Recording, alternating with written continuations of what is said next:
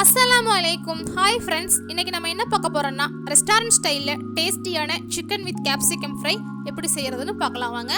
ஒரு பவுலில் 300 grams boneless chicken எடுத்துக்கோங்க. இதில் 2 டேபிள் ஸ்பூன் தயிர் சேர்த்துக்குங்க.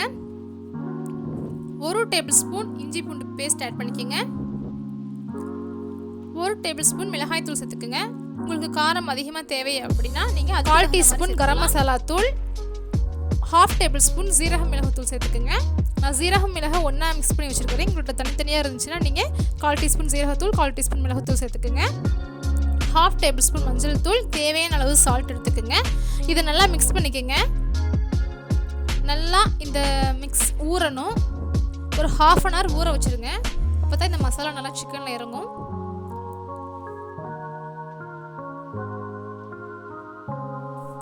இப்போ ஒரு பேனில் கொஞ்சமாக ஆயில் சேர்த்துக்குங்க. நம்ம இந்த ஊற வைத்த சிக்கனை இதில் ஃப்ரை பண்ணி எடுக்க போகிறோம். இதில் கருவேப்பிலை ஆட் பண்ணிக்கோங்க. இப்போ ஊற வைத்த சிக்கனை நீங்கள் ஆட் பண்ணிக்கலாம். ரொம்ப டேஸ்டியாக இருக்கும். ட்ரை பண்ணி பாருங்கள். வீட்டில் உள்ள பொருட்களை வைத்து டேஸ்டியாக செய்யலாம். நம்ம ட்ரை பண்ணி பார்த்துட்டு எனக்கு கமெண்ட் பண்ணுங்கள்.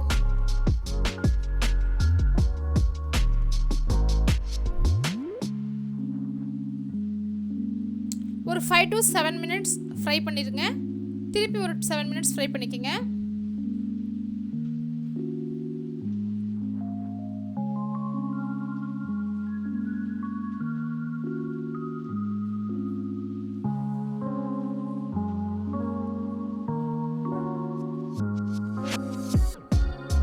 இப்போ இந்த மாதிரி ஃப்ரை ஆனதுக்கு அப்புறமா இதை நீங்கள் ஒரு பிளேட்டில் இதே ஆயிலே நம்ம ஒரு ஆனியன், 2 பச்சை மிளகாய் ஆட் பண்ணிக்கலாம். இது நல்லா வதங்கணும். வதங்கினதுக்கு அப்புறமா இதில் நீங்கள் குடைமிளகாய் ஆட் பண்ணிக்கோங்க. பெரிய குடைமிளகாய் இருந்தால் 1 ஆட் பண்ணிக்கோங்க. சின்னதாக இருந்துச்சுன்னா நீங்கள் ஒரு 1/2 சேர்த்துக்கலாம்.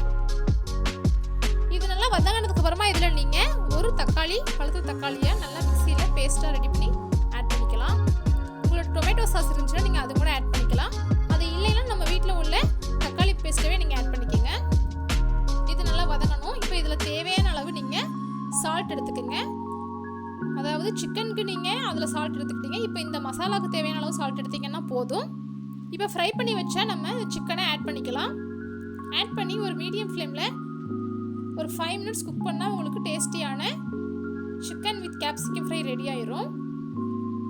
இப்போ இதை க்ளோஸ் பண்ணி லிட் போட்டு க்ளோஸ் பண்ணி ஒரு 5 மினிட்ஸ் மீடியம் ஃப்ளேமில் குக் பண்ணிடுங்க. இப்போ லிட் ஓப்பன் பண்ணி பாருங்கள்.